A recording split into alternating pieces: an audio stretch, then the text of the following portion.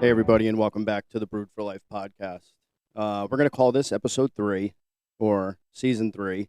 I apologize for the long hiatus. Lots of life changes. So I had to take a break. As any of you who follow the Instagram page or follow either of the other two Instagram pages, which, if you don't know, it's the Brewed for Life podcast. It is Baines Brewing, and it is also the Dad Son community, all on Instagram. So I switched jobs, and what that has done is it has me in training 5 days a week, and I'm commuting about an hour to an hour and a half, depending on when I leave there, back and forth to work. So I have to be there at 8, and it eats up a lot of my time during the week. So on the weekends, I've been doing some of the things that I previously had time to do during the week. So again, I apologize for the hiatus, but we're going to get back at this and start getting some episodes back out for you guys. And I hope you continue to enjoy the podcast. And, you can always reach out to me on either of those Instagram platforms and let me know what you think, or if you have any ideas, any concerns, something that you want me to talk about. I'd be more than happy to, have that discussion with you and try to get that information out to you guys. So, since leaving my previous job, which you guys have heard me complain more times than I can count on my struggles within there, I have switched jobs, and I'm working for another job that, again, is in sales, but it relates to restaurants and a little bit of convenience. It's less of the wholesalers and kind of small grocery stores, chain grocery stores than I was dealing with before. And I'm very happy that they go through this intensive training program where, one, they want to make sure you're comfortable with all of the platforms that you're going to use while you're working with them, but they also want you to understand all of the products and the items that they carry, and they give you a full range of training, having brokers come in and specialists come in, and they talk to you about all these attributes and all these different things that we have to sell, and how to go about selling them to potential customers or current customers. And by far, some of the best training I've had in any job to this point. It's not just a quick 1 or 2 weeks, wham bam, you're done, let's move on. Did you check this? Did you check that? They really want to make sure that you have all the tools you need in order to be successful in this business. And I appreciate that very much. Outside of that, with me being gone all the time, we run into something that is not really the norm within our household. Audrey is usually the one that is working away from home, and she's gone all day, and it's me that has to put the pieces together throughout the week. And it's been me that drops off and picks up Cameron based on her work schedule. So it's been a little bit of a flip-flop these last 4 or 5 weeks because I haven't been able to do those things. And there's one thing I will say is that when you're in a transition period like this, where you don't have the time to do all the things that you used to do, make sure you have a good partner. Make sure you communicate thoroughly. Make sure that your discussions and with them are in a productive manner. You guys got to be on the same page, and you got to continue to work together as a unit. And I can honestly say that, I am so incredibly proud to have Audrey as my partner through this process, because she is normally not the one who does the cooking in the house, and we normally share the house cleaning duties and the laundry duties and all of those things. Like, we'll split it. One of them will do the wash, the other will do the folding, or one of us will cook dinner, which previously was me all the time, and she would do the dishes. So we kind of matched each other's responsibilities.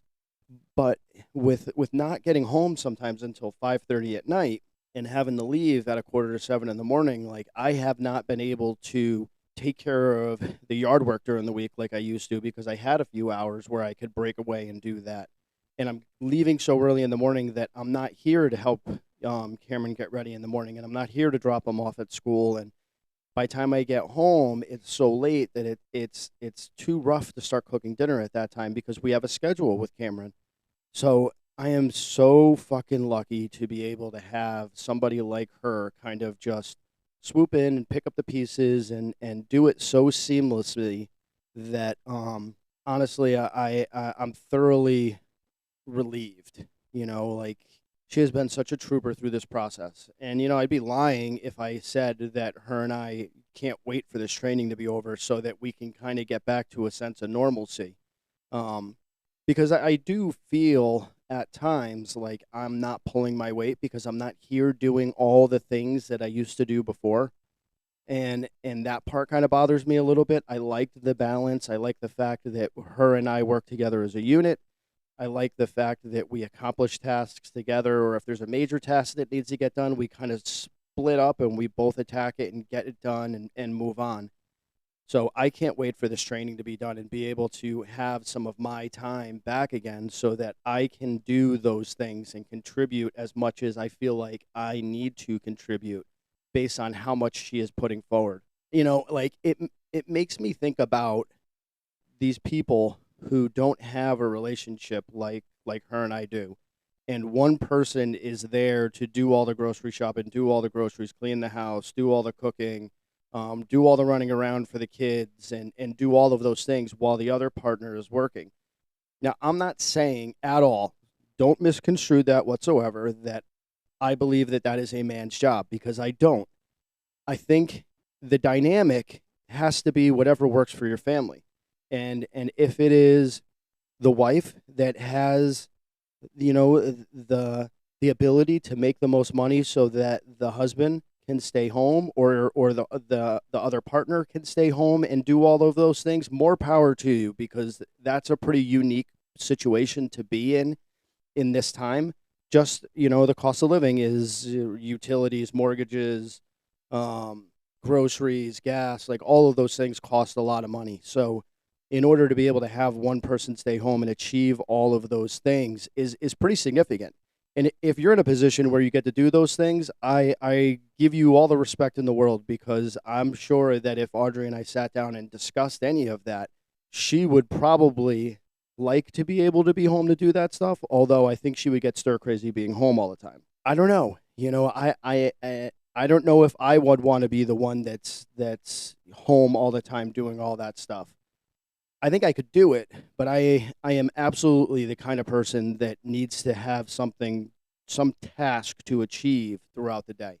Very rarely do I get to a point where I can just sit down and relax and not feel like I need to get up and do something. That's just the way I am. Outside of all of that stuff, there are some things that have not changed. Like, I still get up in the morning. For those of you that follow the Instagram page, I get up at 4:30, 4 o'clock in the morning to make sure that before I leave for work, I get my exercising done. Super important to me. It is one of the things that helps keep me balanced. It gives me a way to relieve my frustration. Working out first thing in the morning, which was not the norm for me, but is now, helps me get up and get moving. It gets my body energized for the day. It gets my mind moving forward. It gets my entire system ready to attack whatever comes my way. Now, I also get tired earlier. Like, normally we're in bed and out. Some nights, like, I'd be lying if I said we weren't in bed at 7 o'clock and knocked out by 7:30. It's just the way it is sometimes, and that's fine. Like, the days of feeling like you're old if you go to bed early, if you were busy during the day and you achieved everything you wanted to do, or maybe you didn't achieve it, but like, it was an exhausting day, you got to give yourself time to rest. I don't give a shit what time it is. If you're exhausted and you need to take that time to go to bed earlier in order to recharge yourself to attack the next day, fucking do it. This societal thought process of, oh, you got to go, you got to stay up to this time, and you got to do this and you got to do that. Like, fuck all of that. It's not necessary to fall into that, because what's good for one is not good for everybody. That's a fact. Think about it in simple terms. There are some people who are drinkers and some people that are not drinkers. There are some people that can drink and be responsible and not have any issues, and then there are people who can't. So there is definitely a level where you can visualize and see that what's good for one is not good for everyone. It's not good for all. And that thought process is very construed. It's very an old way of thinking. And I think it's a way that they as in society, makes people feel like they have to do certain things. And it's not necessarily the truth. Like you don't have to be thin, you don't have to be, fat, you don't have to be any of those things. You do what's right for you. And if you're a heavier person, guess what? That's fine. You don't have to fit into whatever society deems is what you're supposed to be, because society's not you.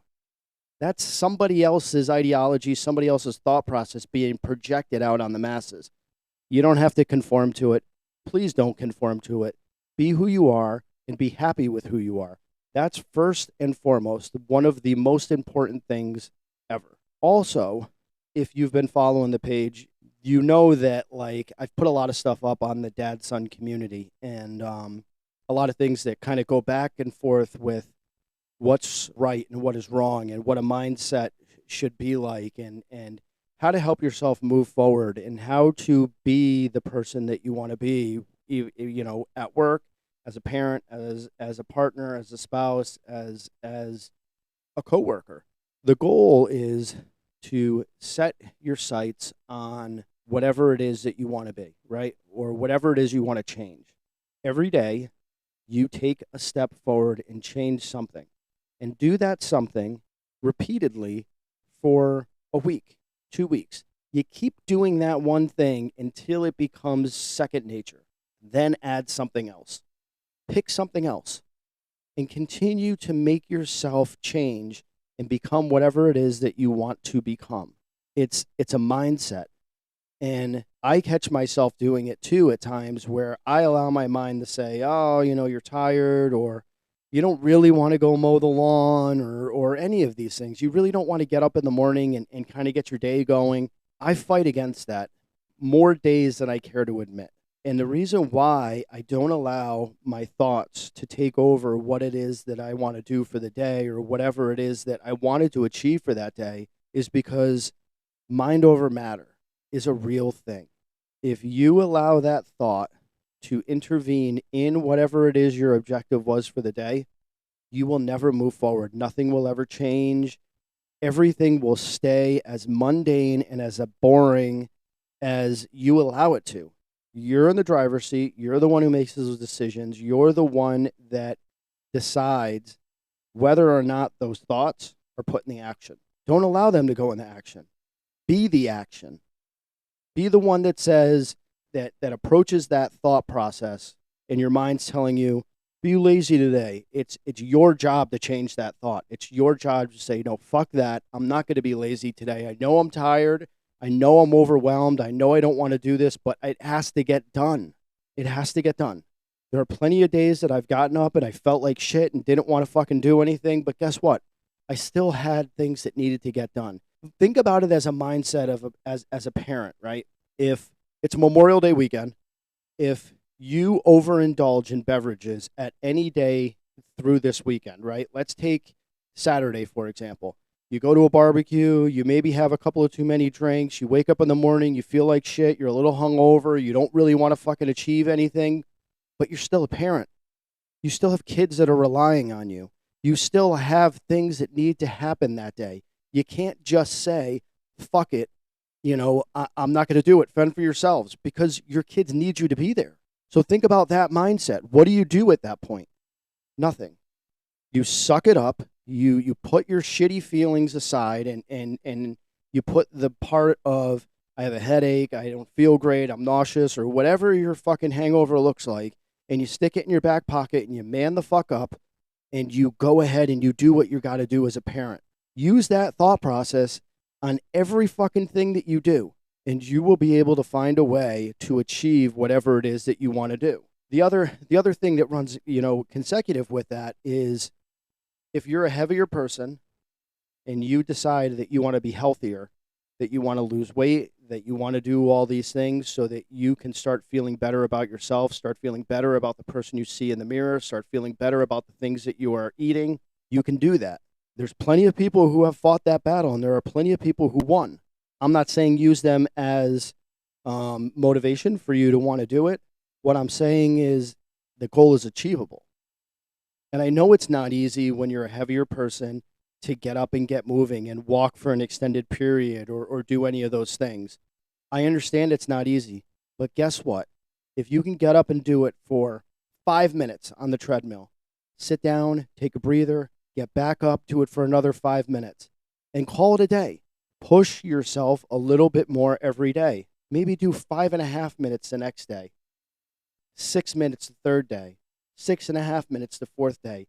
What you'll find is that your cardiovascular endurance and you start seeing yourself gradually push forward, and you'll start seeing the changes and start feeling the changes and start becoming the thing that you want to be and fix the thing that makes you unhappy. Changing your diet is not easy. Believe me, I don't watch my diet at all. I've tried to do, a healthy diet and watch everything and count my macros and do all that things. I can't do it. I'll be the first person to tell you I can't do it. I could maybe do it for about a month, and then after that, like, life gets in the way, and I don't have time to plan all that stuff out. I don't schedule the time to plan any of that stuff out because some other things are more important to me. And I am not a person that, is heavier. I am a fairly thin individual. I always have been a thin individual. I exercise as much, every single day I do something, but I don't watch my diet. Like, it's a Brewed for Life podcast. I drink a lot of fucking beer. I eat burgers. I eat pizza. I eat fucking French fries. I eat chips. Like, I don't watch what I'm eating. I just hope that I'm doing enough on the other side to maybe, balance out. I know it's not, because your body doesn't burn as many calories as you put in unless you really, really watch what it is that you're putting in. But with that said, if you're a heavier person, that doesn't mean that you have to stop doing what you're doing. Yes, you should watch what you're eating and maybe scale some of that back if you know you're eating in excess. Sometimes it's just simpler of, some people get heavy just because they don't do any, like, maybe they don't eat breakfast in the morning, or they eat something real quick and then they run about their day, and then what happens is they go through a busy day and then they eat a lot of calories or something quick at night, and then they sit down and you don't move. And that's not good, because now all of that stuff, all of that bad food that you put in, you really don't have a time to burn it off. So it sits, and that puts weight on, and that's not healthy. Take the time to face that and make it an objective. There are a lot of around by me.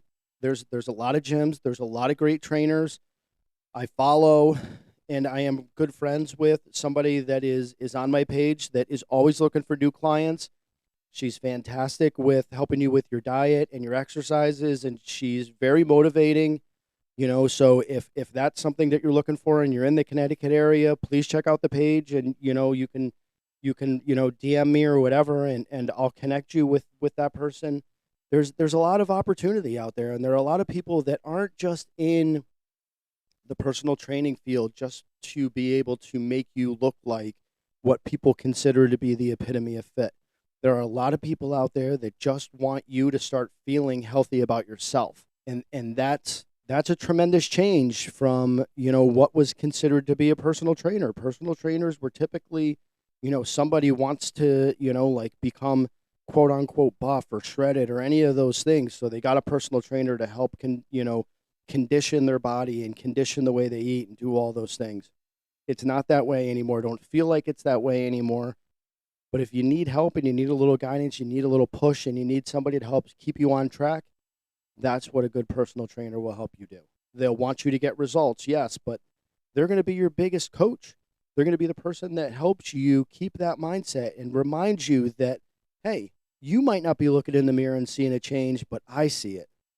I see that you are down, a couple of pounds, or your face looks a little thinner, or hey, you got stronger on this exercise this week, or you were able to go a little bit longer on the cardio machine, or any of those things. Like, the human body is funny, and the human mind is funny, is that as an individual, we are conditioned to not see the little wins. But when you have somebody with you that tracks it and keeps control of it all, they can help you celebrate those wins, because having somebody else notice and having somebody else remind you that you are making progress and that you are collecting wins, that's a big fucking deal. That's monumental when it comes to wanting to achieve your goals in the fitness world, because they don't happen overnight, and they are hard to see when it's just you looking at them. You have to wrap your head around all of that stuff. You have to understand that it's going to take months for you to really start to see a difference, to develop a pattern, to get your body working in sync, to understand all the exercises, to do all those things. It's a dramatic change in lifestyle. But people do it. You just have to be able to get over the hump. Get over those first couple of weeks of soreness. Get over those first couple of weeks of your mind telling you you don't have to do this. You know, like, you're sore, it's going to hurt, or do any of those things. You're sore because your muscles aren't used to working like that. They build up acid, and it sits in there, and it's the acid that makes them hurt. But you know what the best thing for that is? Bananas, water, cardio. Walking, riding a bike, any of those things will help you work that acid out of your muscles, and you will start to feel better. I want everybody that listens to this podcast to understand that this podcast was started, yes, one, for me to be able to kind of get out my history and start feeling better about myself. Start dealing with some of the things that frustrated me or some of the struggles I've had through my life. And I've honestly gotten through a large percentage of that through the first 2 seasons of this podcast. Now it's time to start helping people get better. It's time to start using what I've learned and what I've been through to help people understand that the world isn't against you, it's you against you. And if you can win those battles on a daily basis, or even if it's got to be something simple like, I won this hour, that's a fucking step forward. That's a win. And you can't beat yourself up every second of the day worried about how you feel or what somebody thinks or any of that bullshit. The only person that really matters as to what they think about you has to be first and foremost you. If you're not happy with you, how do you expect others to be happy with you? You have to focus on you, and you have to make yourself be happy in your own skin and understand who you are in your own skin, and understand whatever trauma or past events that have impacted you. You have to take the time to understand those, and understanding those helps you move forward. Dealing with them, no matter how hard they are, like, you should cry and you should break down and you should be angry and you should feel all of those things as you sort through all that stuff. That's normal. At the end of it is when you feel the release.